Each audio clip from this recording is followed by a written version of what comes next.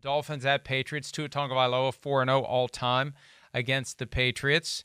Looked great last week against the Chargers, 466 passing yards, 215 of them went to Tyreek Hill. The Dolphins are 3-point favorites at Gillette Stadium, and the Patriots trying to avoid their first 0-2 start since 2001. Now, Patriots fans will embrace the outcome to the 2001 season, but nobody wants to start 0-2. Can they slow down this offense, Peter, that is supercharged by a Tyreek Hill who looks better than ever? I think this is one of those classic games, Mike, where, if you're the New England Patriots, you really struggled running against a very good Philadelphia front last Sunday. But if you're the Patriots, you have to say in this game, hey, look, we watched the tape of the Los Angeles Chargers running for 233 yards, running for 5.8 yards a carry against this defense. So that's how we're going to play this game. You know what we're going to do with this game? We're going to limit Tua to 8 possessions. That's got to be the goal, whether it's spoken or unspoken. Long drives, limit Tua's possessions, limit his opportunities. Okay? And as Matthew Judon says, I think all smart teams basically try to do almost exactly the same thing against offenses that are really good, really powerful.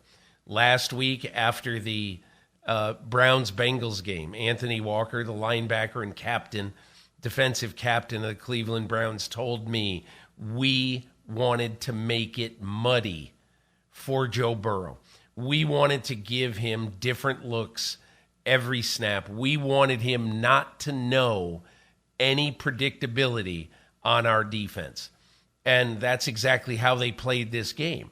Now, when you play against Tua Tagovailoa, the problem is, and, I forget who said it after the game on Sunday, if you look at each pass play that the Miami Dolphins had, that Mike McDaniel designs, if you look at every one of their pass plays last week, you will see at least one player running open.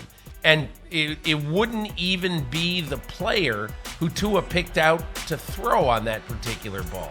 So, to me, I think right now when you look at the Miami Dolphins, the one thing you have to do is you've got to get into his face and you have to make sure that you don't give him too many chances.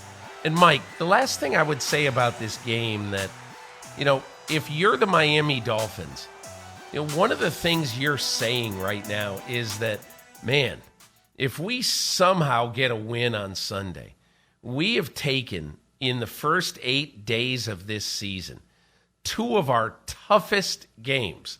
You're going to get in a score fest against Justin Herbert. That's 2,800 miles from home. Then you got to play the great and all-powerful Bill Belichick. You got to play that on the road in prime time against a desperate team. If somehow, some way, you go 2-0, how in the world could your schedule for the future this season look any better than take 2 of your toughest games on the road both and having won them both after 8 days?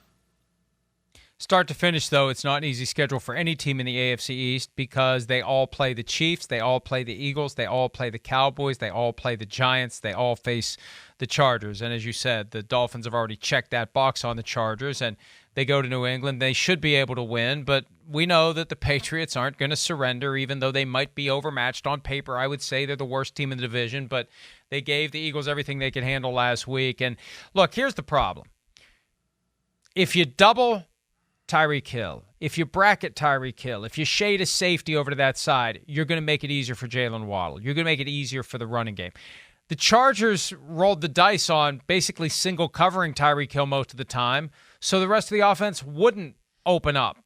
But this is one of the best offenses in football right now. They keep Tua Tagovailoa healthy. They're going to be not just fine, they're going to be in contention for a top seed in the AFC. Yep. They move the ball very well, and the defense, even though they gave up plenty of points last week, they They knew when to stiffen, and they had those 2 sacks on the final drive on blitzes. There weren't a lot of blitzes from the Dolphins last week, but they were well-timed and they were effective when they happened.